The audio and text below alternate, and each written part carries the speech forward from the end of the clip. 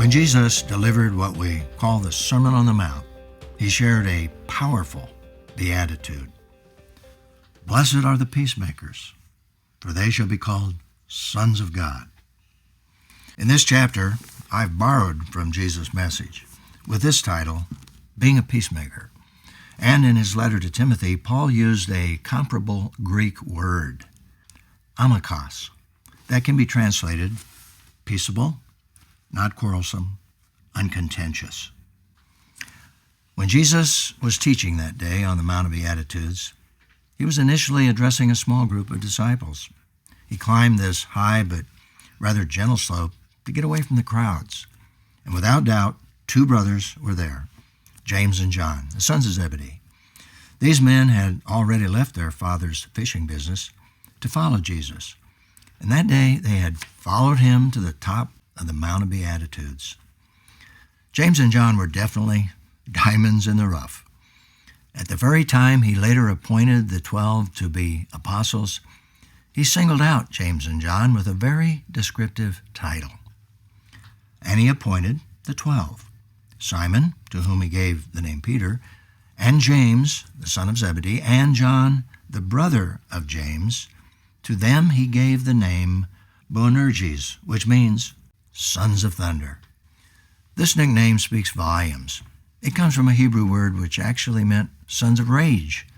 Without doubt, both of these men had a serious problem controlling their tempers. So, when Jesus called these two men to follow him, he knew they were anything but peacemakers.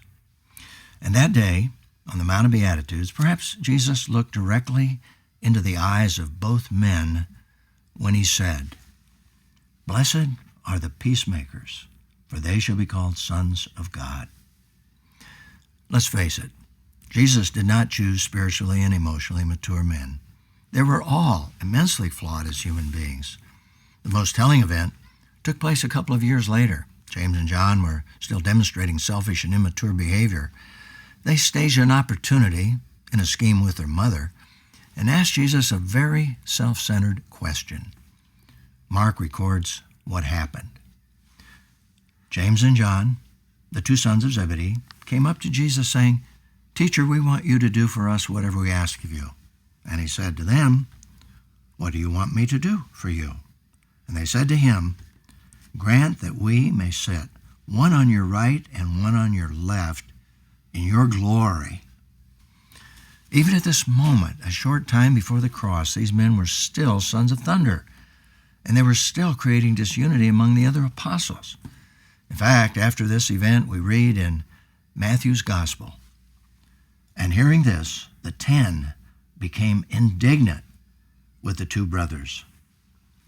Sadly, this behavior spilled over into the Passover meal, where Jesus was predicting his death with the bread and the wine.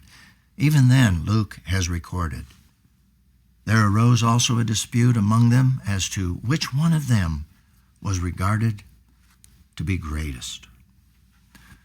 Based on the overall story of James and John, leading up to this moment, these two men were right in the middle of this argument. They were anything but peacemakers. The good news is their lives were changed dramatically when the Holy Spirit descended and gave birth to the church. James was so committed to Jesus Christ that he was the first apostle to die a martyr. King Herod had him executed. And John went on to become the apostle of love. He too was a changed man. In his first little epistle, when John was probably in his 90s, he wrote, "We know love by this, that he laid down his life for us, and we ought to lay down our lives for the brethren." I wanted to share this biblical story with you before you read this chapter. And as you do, be encouraged. Jesus is still changing men today.